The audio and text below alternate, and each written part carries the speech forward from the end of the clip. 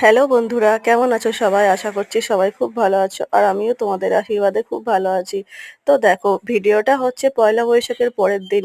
চলে এসেছিলাম বাপের বাড়ি। তো বাপের বাড়ির থেকে ২ দিনের জন্য বেড়াতে গিয়েছিলাম দিদির বাড়ি। দিদির বাড়ি অনেকদিন যাওয়া হয়নি। তারপর দেখো, দিদি বোন এসছে বলে এখানে নানান রকম আয়োজন করেছে। যেমন ফ্রাইড রাইস করেছে আর চিকেন কষা করেছে।